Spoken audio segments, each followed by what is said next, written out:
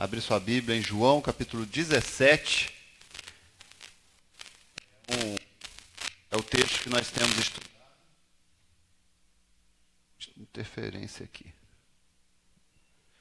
É o texto que nós temos meditado nesses dias e estamos aí na terceira mensagem. João 17, versos 18 até o verso 23. João 17, 18 a 23. Acompanhe a leitura na sua Bíblia, por favor. Assim como tu me enviastes ao mundo, eu também os enviei ao mundo. E por eles me santifico, para que também eles sejam santificados na verdade. E rogo não somente por estes, mas também por aqueles que virão a crer em mim pela palavra deles, para que todos sejam um, assim como tu, ó Pai, és em mim e eu em ti, que também eles estejam em nós, para que o mundo creia que tu me enviaste. Eu lhes dei a glória que me deste, para que sejam um, assim como nós somos um. Eu neles e tu em mim, para que eles sejam levados à plena unidade, a fim de que o mundo reconheça que me enviaste e o amaste, assim como me amaste. Vamos orar mais uma vez. Pai querido, nós louvamos o teu nome, te agradecemos pela tua palavra e que, ó Deus, a nossa mente e o nosso coração esteja neste momento subordinado à tua palavra. Que, ó Deus, nós não venhamos a nos distrair, por favor. Cuida dos meus irmãos que estão em casa, no trabalho, aonde quer que eles estejam. Que, ó Pai, o Senhor possa falar poderosamente a eles ali e a nós aqui também da equipe que tem feito o culto acontecer nesses dias. Muito obrigado, Senhor. Fala conosco no nome de Jesus. Amém, Senhor. Preste atenção aí no seu telão, nós temos falado sobre esse tema que significa, de João 17, de 18 ao 26, que é: não temas, Jesus orou por você. Nós estamos meditando sobre a oração sacerdotal de Jesus. Quando ele então fala com o Pai, e fala com o Pai acerca de nós. Isso é muito interessante. Sabermos que ficou registrado na Santa Escritura, a oração que Jesus fez ao Pai, nos colocando nessa oração. E fazendo com que nós pudéssemos nesses dias meditar nessa oração. Como eu tenho sido abençoado, amados, na leitura, na meditação, no preparo dessas mensagens. Deus tem realmente falado poderosamente ao meu coração. E para esta noite nós temos essa grande ideia, que vai aparecer também aí no seu telão. Jesus ora para que estejamos unidos em sua missão gloriosa, para testemunhar do seu amor ao mundo. Vale a pena a gente ler novamente. Jesus ora para que estejamos unidos em sua missão gloriosa, para testemunhar do seu amor ao mundo. É isso que nós vamos ver aqui. Jesus nos separa para a sua missão, é o primeiro ponto. E o segundo ponto, nós vamos ver que Jesus ora pela nossa unidade em prol de sua missão. Então, o primeiro ponto, Jesus nos separa para a sua missão, 18 a 20, e Jesus ora pela nossa unidade em prol de sua missão, versos 21 até o verso 23. Então, hoje, agora, vamos começar no primeiro ponto, Jesus nos separa para a sua missão. Percebam aí no verso 18, como nós lemos: assim como tu me enviastes ao mundo, eu também os enviei ao mundo. A primeira questão que nós precisamos analisar aqui é de que a nossa missão tem base na missão de Jesus. Nós não estamos alheios, nós não estamos fazendo nada por acaso, nós não estamos compartilhando uma mensagem minha ou de qualquer um que seja. Nós estamos conectados, nós estamos baseados na missão de Jesus. Porque o texto diz: assim como o Senhor me enviaste, Deus envia o Filho. ele enviou Jesus. Nós não somos independentes, nós não estamos independentes. Nós estamos enraizados naquilo que Jesus começou a fazer, naquilo que o Antigo Testamento começou a apontar, que iria culminar em Cristo na sua obra maravilhosa. Então nós estamos, amados, fundamentados nisso, nós não estamos vagueando por aí. Estamos fundamentados na obra de Jesus, na missão de Jesus. Como nós vimos na primeira porção, Jesus veio conceder vida eterna a todos que o Pai lhes havia dado. E essa era a missão do Filho. Jesus está reconciliando as pessoas com Deus. E, amados, não existe trabalho mais sublime do que esse.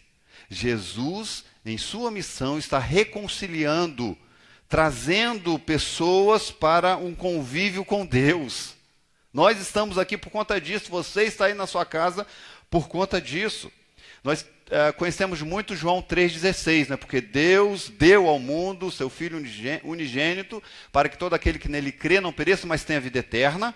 Mas repare o verso 17. Porquanto Deus enviou o seu Filho ao mundo, não para que julgasse o mundo, mas para que o mundo fosse salvo por ele. Há um propósito de Jesus ter vindo. Há uma missão embutida na vinda de Cristo aqui. Por isso, queridos, a Bíblia nos ensina que Jesus, ele não é o nosso psicólogo. Tem muita gente que acha que Jesus é o psicólogo. Mas Jesus não é psicólogo, não é o nosso psicólogo. Jesus não é o nosso médico. Jesus não é o nosso curandeiro. Jesus não é o nosso coach. Embora ele cure, embora ele nos aconselhe, embora ele haja como um médico na nossa vida, embora ele faça milagres, mas Jesus, acima de qualquer coisa, ele é o nosso Salvador. Ele veio nos redimir, mudar a nossa vida e a nossa história. Ele é o nosso Salvador. Se você não viver nessa perspectiva, você vai buscar Jesus pelo que ele pode te dar, e não pelo que ele veio fazer, que é tirar você do lamaçal do pecado, libertar você da vida escravizada que você tinha, do pecado, da ambição do seu coração, do mundo. Ele veio fazer isso, nos resgatar, nos resgatar. Ele veio morrer a nossa morte para que pudéssemos viver a sua vida. Isso é glorioso demais. A ira de Deus que estava sobre nós foi removida. E hoje fomos reconciliados com Deus. Jesus fez isso por mim. Jesus fez isso por você. Por todos nós que cremos nele. E aí, a partir dessa missão dele, nós estamos aqui neste mundo para prosseguir com essa missão de Jesus. De levar as pessoas ao conhecimento de Deus. Através dos nossos atos, através dos nossos testemunhos aqui neste mundo.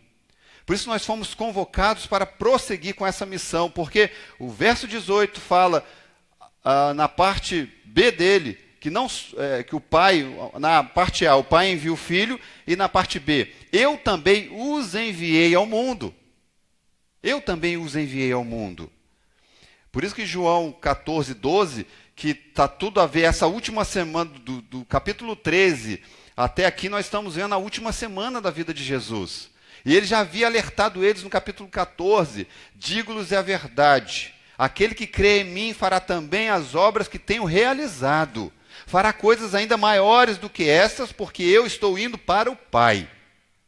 Jesus desde o início deixou claro, olha, vocês estão incumbidos em prosseguir com a missão.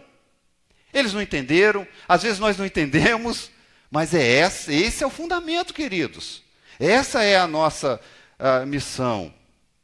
E não é à toa que em Mateus 4,19, né, quando Jesus foi caminhando e chamando os discípulos, ele olha, vinde após mim, e eu vos farei pescadores de homens. Ou seja, tudo aquilo que você faz na vida, ela se torna ou passa-se a ficar em segundo plano. Segundo plano. No sentido de que eu trabalho, mas eu tenho uma missão de Deus e tenho um propósito de eu estar trabalhando onde eu estou, fazendo o que eu estou fazendo nos estudos, aonde eu moro. Tudo tem propósito e o propósito é esse, o compartilhamento da mensagem do evangelho. Por isso que nós vemos que o Pai envia o Filho e o Filho nos envia. E o que justifica a nossa existência aqui na terra é justamente isso. Repare, se você voltar lá no verso 6, o texto diz: manifestei o teu nome aos homens que do mundo me deste. Foi a primeira mensagem que nós pregamos e eu citei sobre isso, falamos um pouco sobre isso. Então preste atenção, a primeira mensagem, a manifestação do nome de Deus, o conhecimento das pessoas que Deus queria salvar, e Jesus então manifestou o nome de Deus para estas pessoas. O verso 15 fala: não rogo que os tires do mundo, mas que os guarde do maligno ou do mal. A segunda mensagem nós focamos um pouco sobre isso. Agora vejam a sequência lógica da oração de Jesus. Ele fala com o Pai sobre a salvação dos que Deus elegeu, na primeira mensagem, versos 1 a 8. Na segunda, ele fala sobre a nossa segurança neste mundo hostil. E na terceira mensagem, ele fala sobre o nosso envio ao mundo para continuar sua missão, 18 a 23. E vai finalizar na semana que vem, ele termina falando sobre a nossa estadia com ele na eternidade. Olha que impressionante o que Jesus faz aqui. Ele nos mostra todo o plano de Deus nesse capítulo 17. Salvação, segurança dos santos, envio e uma vida gloriosa na eternidade. Isso é fantástico percebermos aqui. É muito bom, amados, entendermos que Deus está nesse plano dele de redenção e nos inclui nesse plano para que a gente, então, possa levar a sério essa incumbência que foi nos dada. Nós, amados, ainda nos envolvemos com as preocupações pertinentes desse mundo. Porque quando às vezes a gente fala de missão, a nossa missão, a gente tem uma tendência de esquecer um pouco, né, a nossa vivência aqui. Mas não, a nossa vivência aqui é real, nós somos de carne e osso, não é? E nós temos essas preocupações ainda, mas a nossa vocação é viver o nosso chamado para ser discípulo de Cristo e levar outros a ser discípulos. Nós vamos falar um pouco mais para frente sobre essa questão, né, dessas questões que envolvem o nosso coração. Mas o que nós precisamos entender para agora é que todos nós fomos enviados, sem exceção, porque, como eu li aqui com vocês, eu os enviei ao mundo. Ele não está selecionando pessoas aqui. Jesus não está dizendo, olha, fulano pode, ciclano não. Não, ele está dizendo de que todos esses que o Pai deu, se você é do Pai, se Jesus morreu por você, se você reconhece Jesus como seu Senhor e Salvador, você faz parte disso. E ele está dizendo, e a palavra aqui para enviei é apóstolo, que tem tudo a ver com mensageiros, com aqueles que foram enviados com uma mensagem. Em João 20, 21, nós vamos ver algo também muito interessante, lá já no final, Jesus aparece ali ressurreto aos discípulos, ele já havia morrido, ressuscitado, e os discípulos estavam com medo. Esse versículo fala sobre isso. Eles estavam trancados nas suas casas, com medo. Eles estavam ali apavorados com medo dos judeus. E Jesus chega para eles e fala, paz seja convosco. A primeira coisa que Jesus faz ali é acalmar o coração deles, porque os discípulos estavam em polvorosa, estavam com medo. Medo de acontecer aquilo que havia acontecido com Jesus. Mas ele prossegue dizendo, assim como o Pai me enviou, também eu vos envio. E é muito interessante também percebermos aqui de que a palavra usada aqui nesse contexto do capítulo 20, verso 21, é um outro termo no original. É um termo, no original chamado pempo, que significa ordenar que algo seja levado a alguém. Então, no primeiro a gente vê mensageiros, vocês são mensageiros, mas vocês que são mensageiros, nós que somos enviados como mensageiros, nós levamos uma mensagem a ser compartilhada. E essa mensagem que ela é compartilhada não é da nossa cabeça, não é das nossas tirada de algum pensamento nosso, essa mensagem é a mensagem da cruz. Nós somos mensageiros, mas não é um mensageiro simplesmente, sabe, que leva qualquer mensagem. Nós somos mensageiros da mensagem que transforma o mundo. Que transforma o mundo, que tem poder para transformar o mundo. Perceba que Jesus, ele não orou por um grupo dentro do grupão que Deus havia escolhido. Isso é muito interessante também pensarmos. Ele não ora, sabe, por um grupinho dentro de um grupão. Ele convoca todos. Todos nós estamos dentro do grupo. Daqueles que vão ser ou que são enviados. Daqueles que precisam compartilhar uma mensagem. Daqueles que têm algo para falar a este mundo. Lembra que nós estamos no mundo e o propósito de Jesus não era nos tirar do mundo. Mas nós estamos aqui neste mundo porque este mundo precisa de uma mensagem. E nós temos a mensagem. Nós somos a mensagem.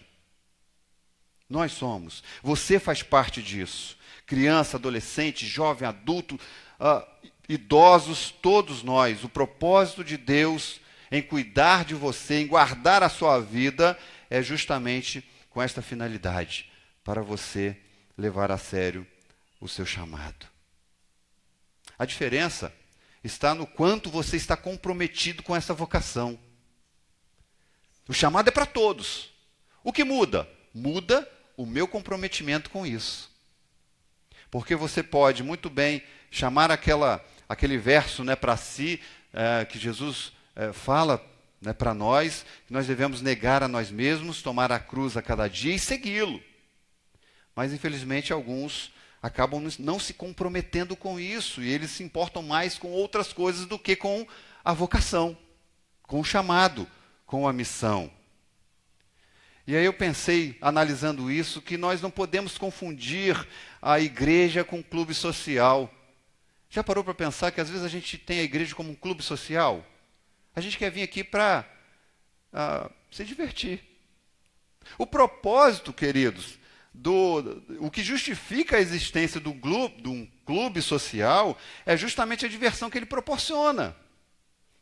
Você vai num clube justamente para isso. Eu não tenho nada contra o clube, eu até gosto deles, né? Em certo momento é importante a gente desfrutar de alguma coisa desses clubes que de repente podem nos proporcionar alguma diversão. Aqui nós temos perto aquele ali com águas e tudo, você fica doido, é piscina para, sabe, dezenas, centenas de piscinas, e você fica desesperado, você quer tomar banho em todas elas, não é? Ver qual é a água a melhor água, que está mais quentinha, que não está, enfim, você fica louco. Se você tem filho, então, e leva o filho, aí você fica pior ainda, não é?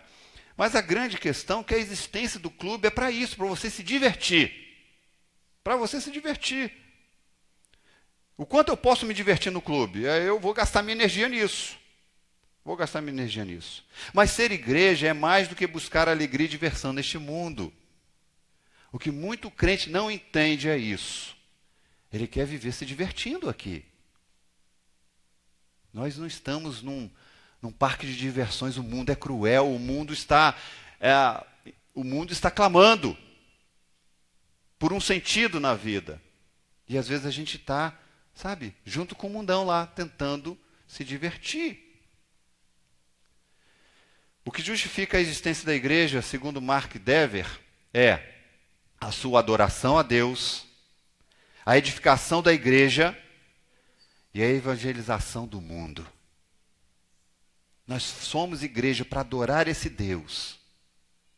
Nós somos igreja para poder sermos edificados. Nós temos pendências no nosso coração que elas vão sendo tratadas aqui na igreja. Por isso que é importante você ser igreja junto com a igreja. Como você está fazendo falta, sem querer ser saudosista, mas um vazio no coração bate, não é? Bate. Quando a gente às vezes encontra um irmão na rua, parece que você não vê o irmão há um ano. Dá vontade de você se atirar e abraçar e beijar, e você não pode. Não pode. Está cheio de fiscais por aí, regulando, né, os nossos abraços e beijos. E a gente fica nessa coisa, né, mas nós estamos aqui para isso, para adorar a Deus, para ser edificados na igreja e para evangelizarmos o mundo. A igreja vive nesse aspecto de adoração, comunhão, para uma finalidade, amados, sermos porta-voz de Deus no mundo, para que outros também sejam adoradores, para que outros também sejam edificados pela palavra de Deus e vivam em comunhão. E você é esse porta-voz? Eu sou esse porta-voz. Nós somos os porta-vozes aqui neste mundo.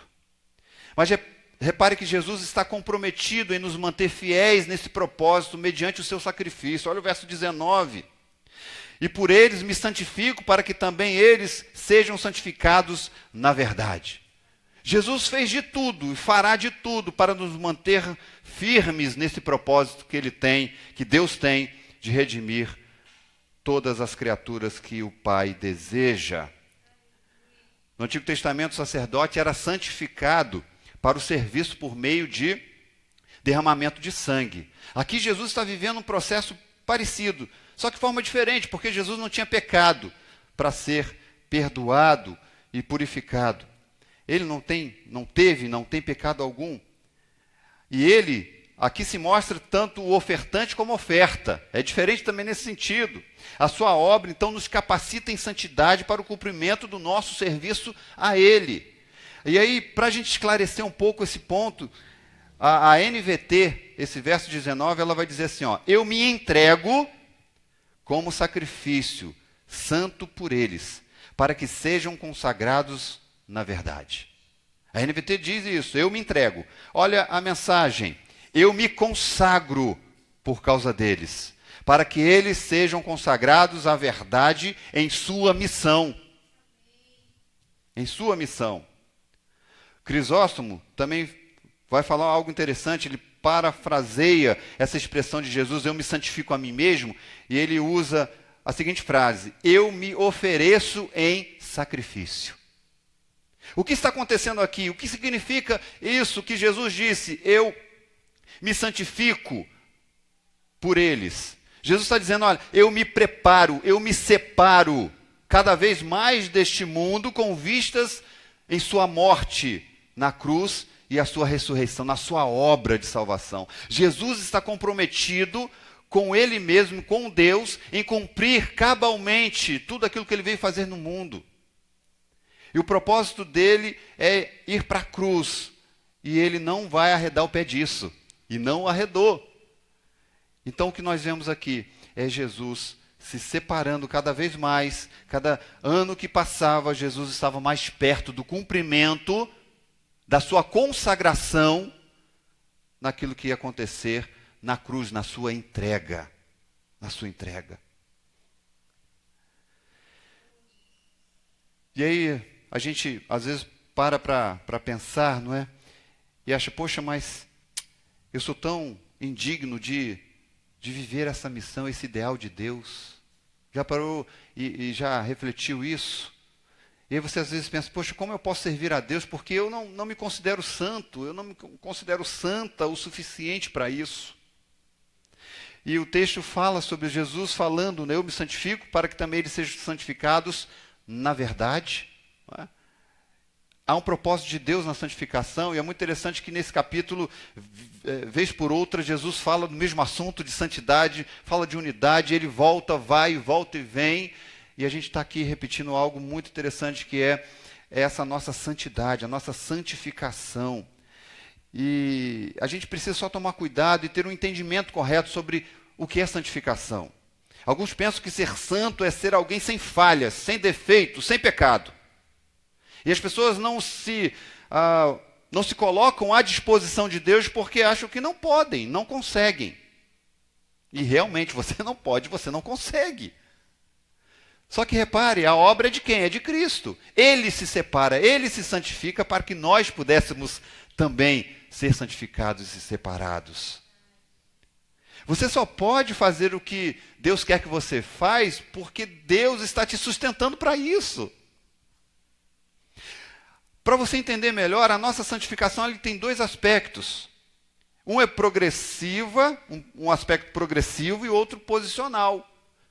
Dentro desse aspecto progressivo, eu sou santo porque a cada dia me pareço com Jesus. É um progresso que eu faço na minha caminhada.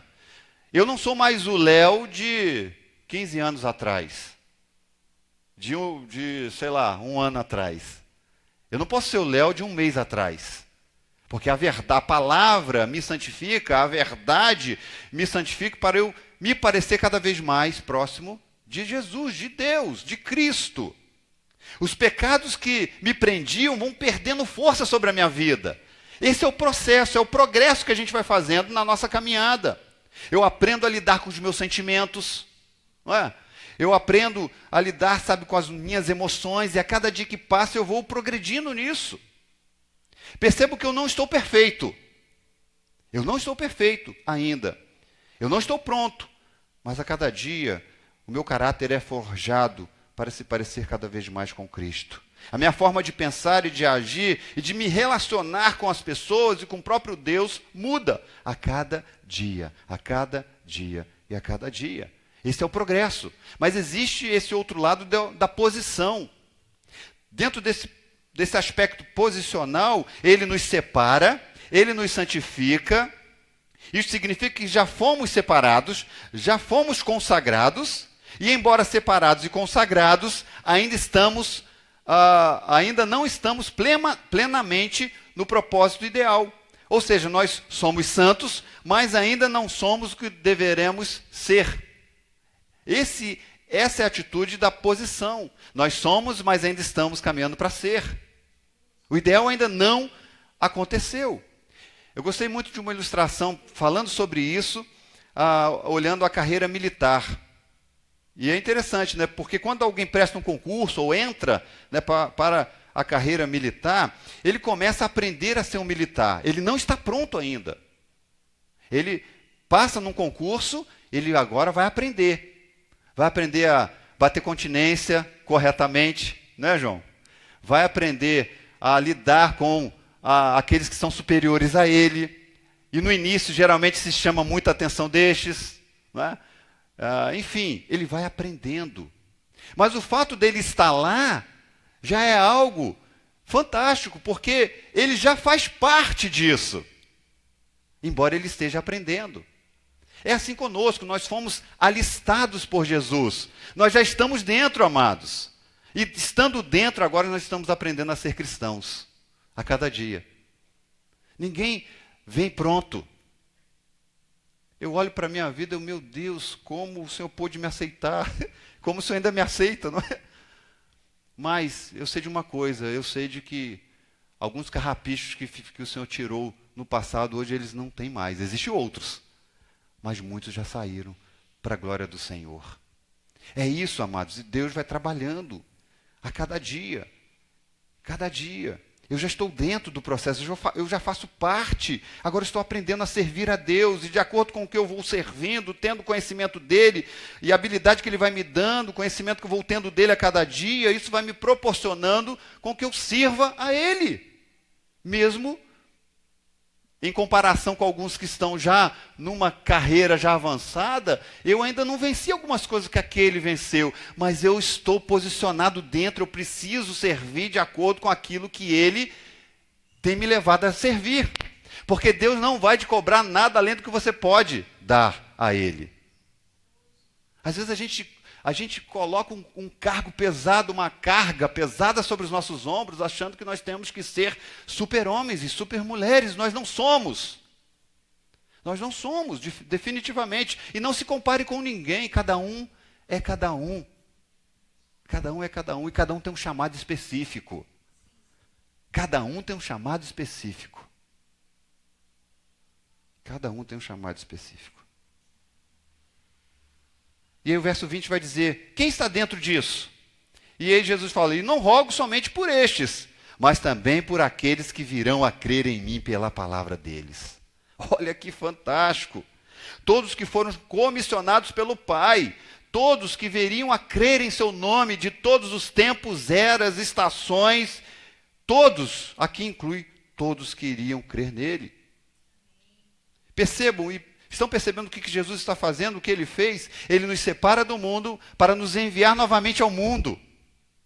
Ele nos tira do mundo, ou tira o mundo de dentro de nós, para nos enviar novamente a este mundo.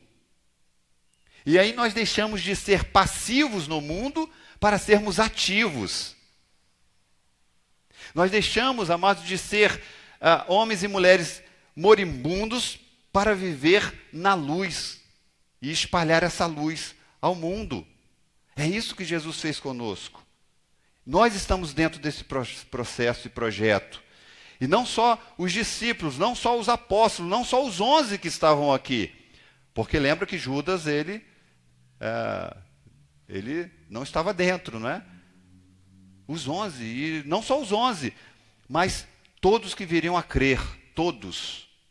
E todos que viriam a crer ainda dentro daqueles que os próprios discípulos iam compartilhando e falando a palavra deles. E a palavra de Deus vai sendo disseminada através dos nossos lábios e do nosso testemunho. Jesus pensava em nós naquele momento que ele orou ali ao Pai. Ele sabia que nós estaríamos aqui reunidos falando sobre ele e sobre o que ele fez por nós na cruz. E o quanto ele deseja que nós estejamos, sabe, junto com ele nessa missão. Ele sabia disso. Por isso que o Hernandes vai dizer algo muito interessante. Ele fala assim, precisamos estar presentes no mundo, pois somos a carta de Cristo lida por todos os homens. Porém, estamos no mundo como os luzeiros. Estamos no mundo para apontar o rumo para Deus. O objetivo do cristianismo jamais foi de apartar o homem da vida, mas equipá-lo para enfrentá-la vitoriosamente. Percebam? Por isso que Jesus nos guarda, por isso que, sabe, ele dá o suporte necessário para que estejamos aqui neste mundo. O cristianismo não nos oferece escapes, continua o Hernandes, mas poder para o enfrentamento. Oferece não uma paz fácil, mas uma luta triunfante. Mas uma luta triunfante. Essa é a nossa missão. Nós não temos escolha. Eu gostei também muito de um pastor do passado, John R. Mott. Ele foi um dos fundadores do movimento estudantil voluntário do século XIX, lá nos Estados Unidos. E ele esteve durante 30 anos como presidente desse movimento estudantil. E ele falava a dezenas de milhares de universitários. E através da influência dele, cerca de 20 mil missionários foram enviados ao campo no período que ele esteve aqui neste mundo. Olha o que ele disse em um dos seus sermões em 1901. Olha só, ter conhecimento de Cristo é incorrer em tremenda responsabilidade para com os que não o têm. Você e eu não recebemos essa grande herança para nos apropriarmos dela com exclusividade, mas para passá-la a outros. Ela abrange toda a humanidade. Somos administradores do Evangelho e de modo nenhum proprietários dele. O que ele quis dizer é justamente isso, amados. Nós não podemos pegar o Evangelho para viver só para nós. Eu quero o Evangelho, eu preciso do Evangelho. E eu me sacio no Evangelho, mas você precisa entender que outros também estão querendo esse Evangelho. Outros também estão querendo. Por isso, repito, o plano de Deus, desde o início, em nos salvar, não era para nos tirar do mundo e nos isolar dele, mas nos santificar com o propósito de testemunharmos ao mundo o amor de Deus através de nossa unidade. E é onde a gente vai ver esse segundo ponto, porque também é muito interessante. Verso 21, para que todos sejam um, assim como tu, ó Pai, és em mim, e eu em ti, que também eles estejam em nós, para que o mundo creia que tu me enviaste. O 22, eu lhes dei a glória que me deste, para que sejam um, assim como nós somos um. Eu neles e tu em mim, para que eles sejam levados à plena unidade, a fim de que o mundo reconheça que me enviaste e o amaste assim como me amaste. Jesus ora pela nossa unidade em prol de sua missão. Estamos todos conectados com Jesus. Repare como ele termina o verso anterior que nós lemos, não é? E o verso anterior ele roga não somente por esses 11, como eu disse, mas por todos que virão crer nele. A unidade proposta por Jesus aqui, queridos, ela é transcultural e transgeracional. Transcultural e transgeracional. Ela alcança todas as culturas, povos, línguas, nações e também alcança todas as gerações, passado, presente e futuro. Jesus nos conecta todos os que são deles numa unidade só. Olha que tremendo isso. Estamos todos juntos, unidos, separados em prol da sua missão. Os irmãos do passado não tinham ideia do que o Evangelho alcançaria. E nós não temos ideia do que o Evangelho pode fazer daqui a 50, 100, 200 anos para frente. Mas nós estamos conectados com aqueles que ainda não nasceram e que serão salvos para a glória do Senhor. O que nós estamos plantando hoje no coração dos nossos filhos irá gerar algo para gerações futuras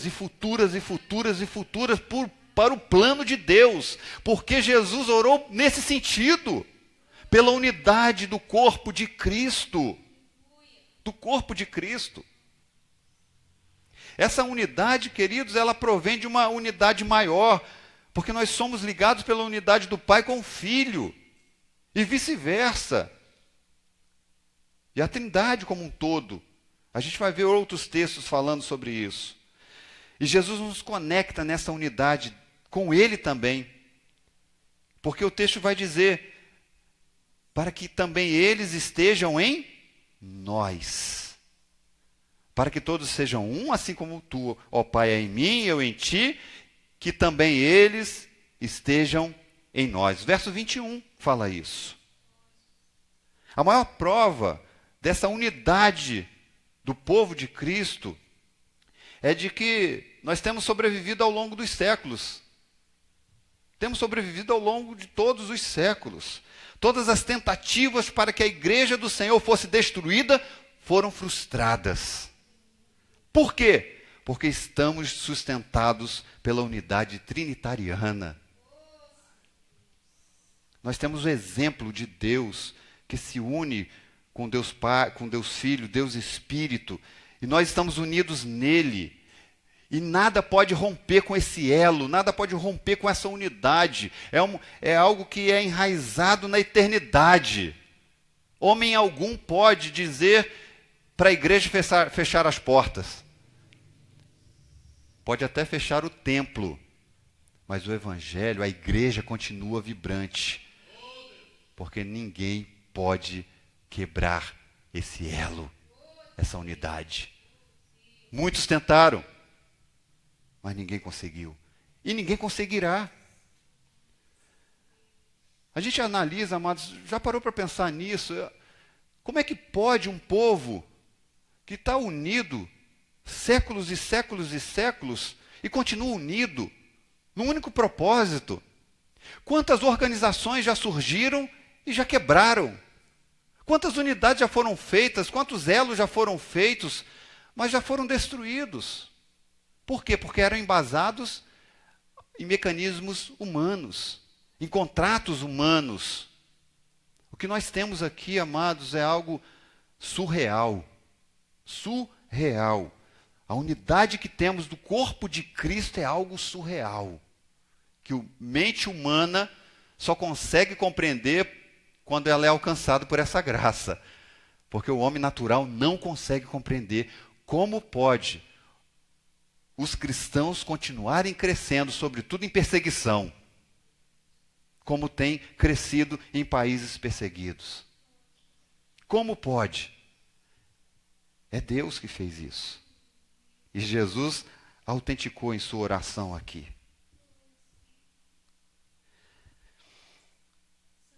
A igreja, então, ou melhor, a nossa unidade, ela tem um outro propósito, né? Qual é o propósito dessa unidade toda?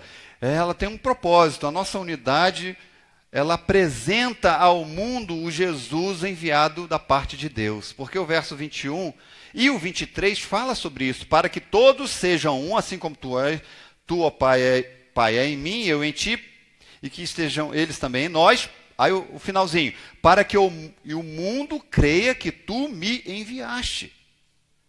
O mundo vai crer a partir da nossa unidade.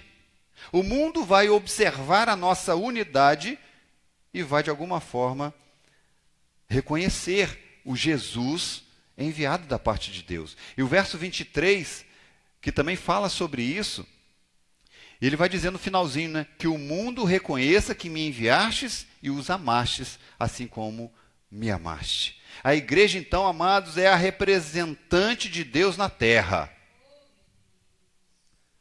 Ela é a representante de Deus na terra. Isso não significa que ela é mediadora. Mediador é Cristo. Mas ela representa, ela aponta o mediador através de sua demonstração de amor. A igreja, a existência da igreja no mundo é a demonstração de Deus, é a representação de Deus em amor. Em amor. Aí você pode pensar assim, mas como demonstramos essa unidade, pois nós temos tantas denominações? Isso está demonstrando amor ou isso está demonstrando desunião? Não é? De repente você já fez essa pergunta. A gente, às vezes, de vez em quando, a gente faz, né? A gente tem respostas e aí parece que as respostas saem da nossa mente, a gente pergunta de novo, né? E a gente questiona. Mas existe um aspecto positivo na diversificação das denominações. Você imagina como seria lidar com os nossos irmãos que batizam crianças? Já parou e pensou nisso? Os irmãos que batizam criança. E numa igreja que nasce criança sempre, isso ia ser uma confusão, amados. Esse grupo queria batizar as crianças, outro grupo não. Ia ser uma guerra. Todo mês ou todo batismo ia ser uma guerra. Você imagina os nossos irmãos que são mais fogo, não é? E tem uma compreensão diferente da nossa na questão do Espírito Santo. Ia ser uma guerra de fogo, não é? Ia ser uma coisa terrível. Ia ser fogo para tudo quanto é lado. Não é? Há um propósito de Deus em tudo isso. Agora, o fato de nós sermos de denominações diferentes não anula a nossa unidade. Nós somos um corpo só. Uma igreja só que vai subir. Com diferentes aspectos de culto a Deus, nada que venha colocar a verdade em xeque, né? É importante isso. Né? Aquelas que não colocam a verdade ou não prezam pela verdade, essa a gente nem considera como igreja do Senhor. Não é? Agora, a gente caminha junto. Mas nós temos primeiro que definir que demonstração de unidade, ela vem pelo potencial que temos em amar, e não pelas nossas diferenças. A nossa unidade está nesse aspecto. Por isso que Jesus, desde o início do capítulo 13, ele já deixou claro para os seus discípulos, para os seus apóstolos, no início de seu sermão aqui no cenáculo, em João 13, 34 e 35, ele diz, um novo mandamento vos dou, que vos ameis uns aos outros, como eu vos amei a vós, que também vós, uns aos outros, vos ameis. Aí, o 35, nisto todos conhecerão que sois meus discípulos, se vos amardes uns aos outros. É o amor que precisa nos unir. E essa unidade que temos em amor demonstra para a sociedade, para o mundo, que nós amamos a Deus, amamos uns aos outros, e eles também podem ser amados pelo Deus que cremos, pelo Deus que vivemos, pelo Deus que mostramos a eles. E como é importante sabermos que pertencemos ao corpo de Cristo, estamos unidos nele em amor. Eu parei para refletir sobre isso. Eu sei que a gente não está focado, não é, o tempo todo em nossa missão. Às vezes a gente, acaba deixando um pouco, os problemas acabam vindo sobre a nossa cabeça, né? A gente desfoca de vez em quando. E como é necessário a igreja presente nos momentos que a gente está vivendo uma crise. Como é necessário aquele irmãozinho que chega perto de você e fala, meu irmão, está tudo bem com você? Não, não está. Pois o que houve? E conversa e ora junto. Não é? E o coração ali é derramado. Como é importante, amado, saber de que tem alguém que ora pela sua vida. Alguém que se importa com você. Alguém que vai na tua casa a qualquer hora que você precisar. Sabia disso? Tem irmãos na igreja que se você tiver um problema, ele vai na tua casa a hora que você precisar. No mundo você tem isso?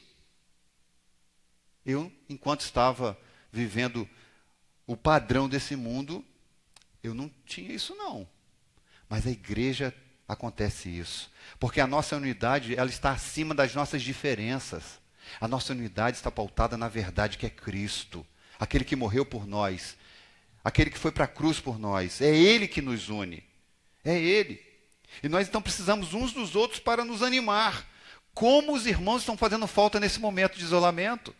Você está percebendo isso nesse exato momento. Como você queria que aquele irmão querido seu, que sempre tem uma palavra que te encoraja, que ele fosse na sua casa.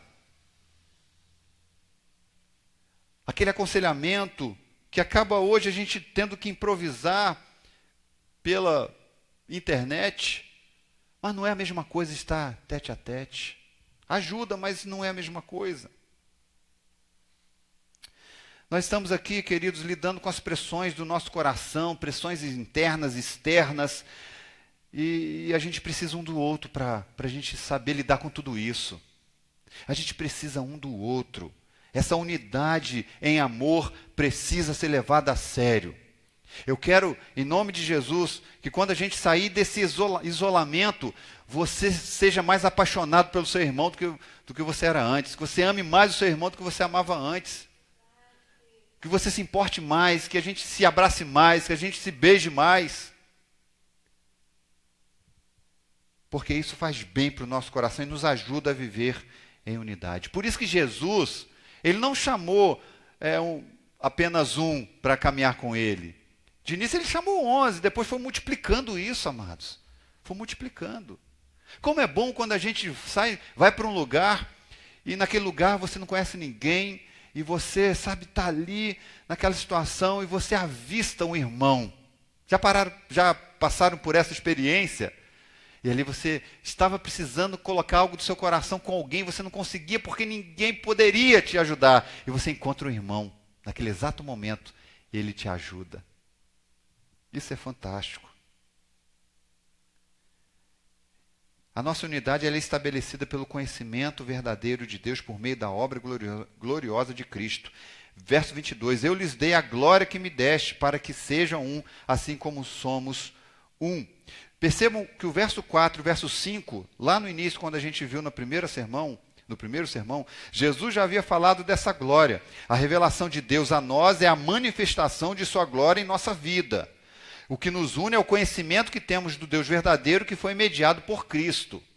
Nós não buscamos uma unidade aquém da verdade. A verdade, ela precisa perseverar, ser preservada. A gente não está unido de qualquer forma, ou com qualquer grupo. Não, a gente tem alguns parâmetros. A verdade é o que estabelece tudo.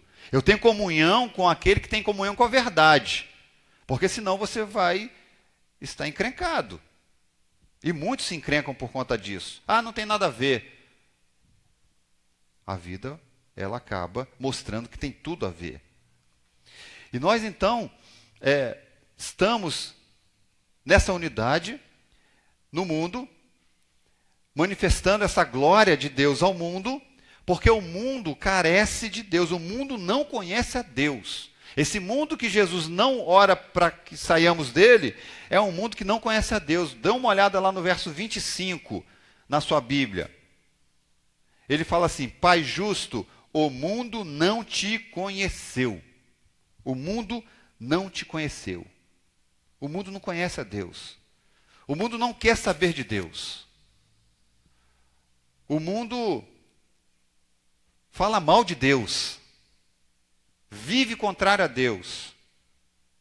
E nós mostramos essa glória que que foi manifestada a nós pela atuação de Cristo, morrendo na cruz, ressuscitando, e nós então temos essa glória que não é gerada neste mundo, é gerada no próprio Deus. Essa glória é do conhecimento de Deus que nos une a Cristo e nos leva a um processo de aprendizagem. Estamos aprendendo a amar enquanto aprendemos, enquanto estamos aqui. E demonstramos que esse Deus também nos ama.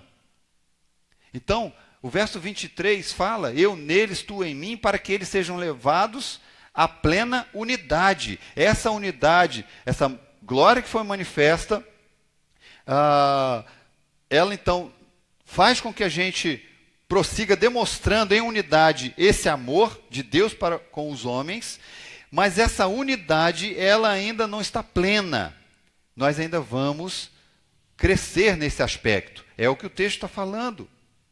Nós somos levados a essa plenitude de unidade à medida que nós vamos chegando mais próximo do retorno de Jesus. Aqui me fez lembrar de que nós precisamos aprender a viver em unidade. Nós ainda não sabemos. Essa plenitude da unidade ainda vai acontecer. E ela é progressiva também. Progressiva. Nós estamos aprendendo. Por isso que a gente tem que valorizar a unidade da igreja. Tem que valorizar a unidade da igreja. Porque, como eu disse, quem nos une é Deus e o amor dele por nós. E esse amor dele por nós precisa fazer com que nós amemos também uns aos outros. Uns aos outros. Por isso que nesse tempo que estamos vivendo, procure pensar nisso. Quem você precisa demonstrar amor nesses dias? A quem você precisa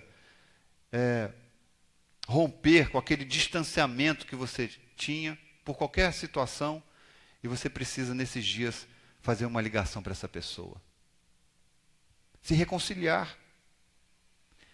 Porque o amor de Deus derramado por nós, ele não para em nós, ele é derramado por nós e contagia outros. E contagia outros. E contagia outros. Eu quero trazer algumas aplicações para a gente. Primeiro, que nós somos embaixadores de Cristo nesse mundo que vive sem governo. Não estou dizendo governo político, eu estou dizendo no geral mesmo. No geral. E nós fomos enviados, conforme o verso 18, enviados a este mundo, com o propósito de sermos embaixadores, aqueles que levam a mensagem de reconciliação. Olha o que 2 Coríntios 5, 18, 19 e 20 fala. E tudo isto provém de Deus, que nos reconciliou consigo mesmo por Jesus Cristo e nos deu o ministério da reconciliação. Isto é, Deus estava em Cristo reconciliando consigo o mundo, não lhes imputando os seus pecados e pôs em nós a palavra da reconciliação, de sorte que somos embaixadores da parte de Cristo, como se Deus por nós rogasse. Rogamo-vos, pois, da parte de Cristo, que vos reconcilieis com Deus. Paulo estava dizendo na igreja de Corinto, vocês precisam se reconciliar uns com os outros, tem tanta doideira acontecendo aí, isso não provém de Deus. E nós precisamos nos reconciliar uns com os outros, para demonstrar essa unidade àqueles que precisam enxergar em nós essa unidade. Você é um embaixador de Cristo. Embaixador do Rei. Deus não é monopessoal. Gostei dessa expressão que eu escutei. Deus não é monopessoal. Ele se relaciona na Trindade conosco. Seu povo deveria fazer o mesmo. Essa questão é algo que a gente poderia aprofundar muito aqui, mas relacionamento não é apenas você falar oi, está tudo bem, está tudo mal e ponto, não é? Às vezes nós temos muitos relacionamentos superficiais na igreja. Superficiais.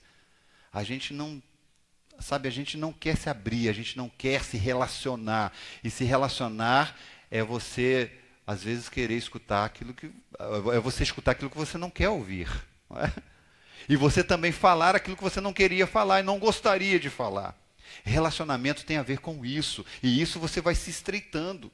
A confiança vem na verdade, dessa verdade que você compartilha um com o outro. Então vamos buscar pensar nisso nesses dias. Eu preciso me relacionar mais, de forma profunda com o meu irmão nesses dias. Porque unidade também tem a ver com isso. Tem a ver com isso. Precisamos amar a Deus em um relacionamento pessoal. Aqui também está um grande problema, e um grande problema nosso, porque a gente não está amando Deus como a gente deveria amar. Nós não estamos amando a Deus como nós deveríamos amar. Fato é, quando a gente faz uma análise da nossa vida com Deus. Isso é um fato que revela como nós temos nos relacionado com Deus. Porque quando a gente ama, a gente se relaciona. Eu lembro perfeitamente quando estava namorando a Dani, eu queria ouvir a voz dela todos os dias. Não é? Os mais românticos aqui vão entender isso. Embora eu não seja nada romântico. Nada, absolutamente. Mas você quer estar com a pessoa, verdade ou não é?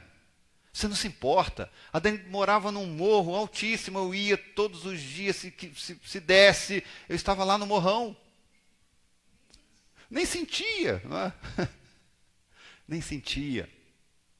Agora, transporta isso para o seu relacionamento com Deus. Você faz de tudo para ter um encontro com Deus. Você separa, sabe, o seu melhor tempo para Deus. Você fala, não, Deus, agora eu vou fechar o quarto, eu vou fechar o escritório. Eu não quero ouvir ninguém, eu só quero falar com o Senhor. Eu só quero ter intimidade contigo, porque eu quero te adorar. Pela beleza do que o Senhor é. Pelo que o Senhor fez por mim na cruz. Pelo teu amor que é incomparável. Incomparável. E esse Deus que é incomparável, Ele se relaciona conosco. Conosco. Porque Ele quer se relacionar conosco. Meu irmão, não perca de vista isso. Se relacione com o seu Deus, porque aí sim você vai conseguir se relacionar com o seu irmão que você tem dificuldade. E na igreja é mó barato, porque a gente até já sabe, não é? E alguns também fazem essa relação com a gente, e a gente faz essa relação com todos, não é? O irmão que senta ali, poxa, o irmão ali, ele, sabe, tem um estopinho um pouco mais curto. Eu não estou me referindo ao que está ali, não, é um exemplo, porque não tem ninguém ali. Não tem ninguém ali, não é ninguém. E eu posso me referir, poxa, aquele irmão é difícil de lidar, aquele outro. Aí você vai, às vezes você vai se esquivando, não é, desses irmãos. Mas quando você entende de que Deus amou aquele irmão como Ele amou a você, porque você não é melhor do que ele, aí você começa a entender o que é estar unido uns com os outros em amor. Em amor. Outro dia eu fui chamado para ajudar numa situação com um irmão. Eu sabia que eu precisava estar indo naquela ajuda, porque eu sabia que aquele irmão ele tinha uma reserva comigo, e eu fiz questão de ir para provocar essa situação, para a gente se aproximar. Às vezes a gente precisa fazer isso, provocar situações para a gente se aproximar. Quando a gente entende esse amor, quando a gente se relaciona de forma amorosa com Deus e com os outros, a gente provoca isso. É o terceiro. Aí, preste atenção nisso. A quebra da unidade na igreja muitas vezes acontece não pela desavença explícita, mas pelo rompimento velado. Meu irmão, quando Deus me levou a esse entendimento aqui, eu falei, meu Deus, como existe rompimentos de relacionamentos velado. O explícito é aquele que, sabe, joga tudo para o alto, chuta o balde e você sabe que aquela pessoa está em desavença, houve uma situação e a gente tem que tratar. Agora, diferente é o velado, que a pessoa guarda no coração e aquilo mina a vida dele. E aquilo atrapalha a unidade da igreja. Porque nós somos um corpo, como diz Paulo aos Coríntios. Quando um membro padece, todo o corpo padece junto. Cuidado com relacionamento rompido de forma velada. Porque às vezes nós magoamos uns aos outros por conta das nossas convicções pessoais e aí nós nos abandonamos. Tem muita gente na igreja que está se abandonando. Ela não quer saber, o outro também não quer. Não quer. Só que às vezes você pode até estar com a razão, você está certo. Mas pelo bem-estar do outro e pela unidade do corpo de Cristo, seja o reconciliador. É isso que Deus nos manda na palavra dele. Nós temos o ministério da reconciliação. Começa a pensar hoje quais são os relacionamentos rompidos que você está tendo na igreja. Ah, fulano fez isso, fez aquilo. Seja o agente para poder mudar isso. Aí a nossa igreja vai explodir. A nossa igreja vai alcançar aonde ela nunca alcançou antes. E por último, o Senhor está nos mostrando que Ele tem apenas um povo e uma missão. Ele tem um povo e uma missão. Dentre vários, amados, ensinamentos que nós podemos tirar nesses dias, e a gente tem tirado tantos ensinamentos, a internet nos mostra tantos ensinamentos, não é? O WhatsApp nos mostra tantos ensinamentos. Alguns você absorve, outros você tem que... Não é? Porque não dá.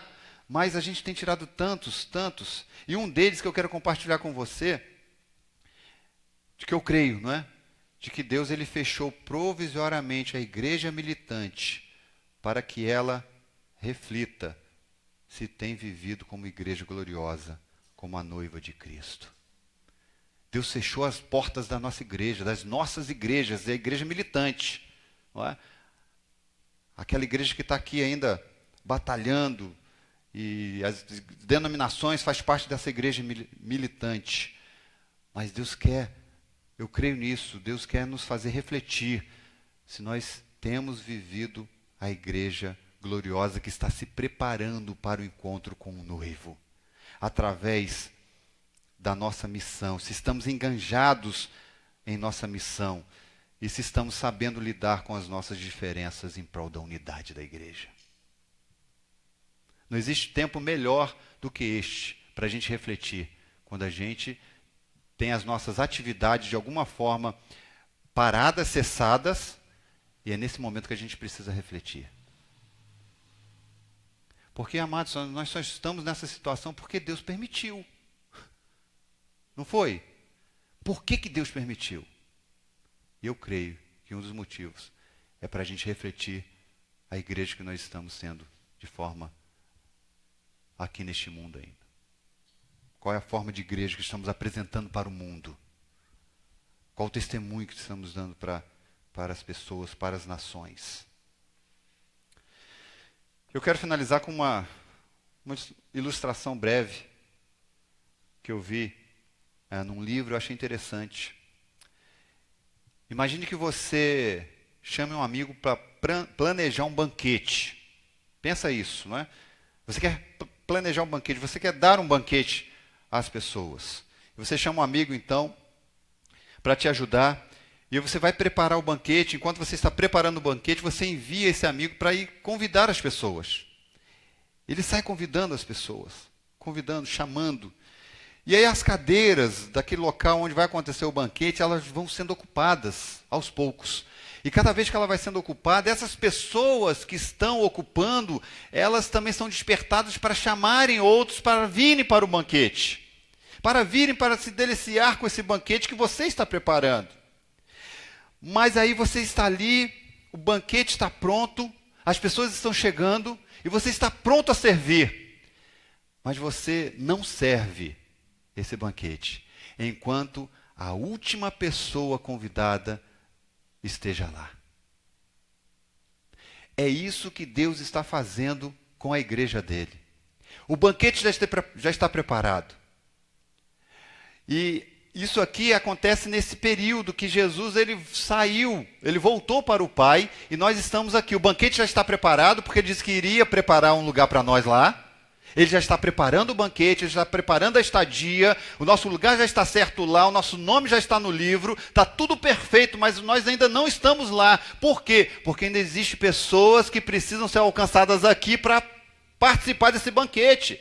E quem são as pessoas que vão levar outros, ou vão trazer outros para poder participar do banquete?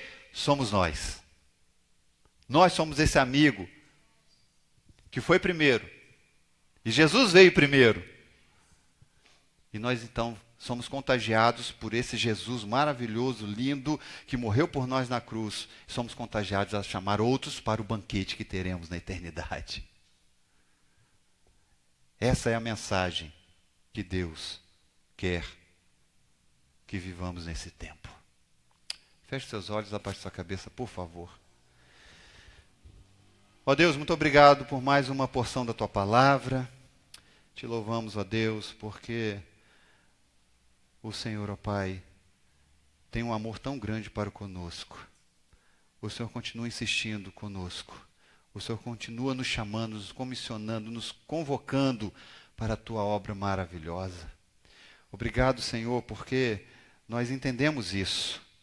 Obrigado porque nós entendemos que fomos separados para a Sua missão. Não estamos aqui em vão, não estamos aqui brincando, não estamos aqui à toa, estamos aqui em missão. E obrigado, porque o Senhor orou pela nossa unidade, para que através da nossa unidade, da unidade do corpo de Cristo, o Teu nome fosse reconhecido.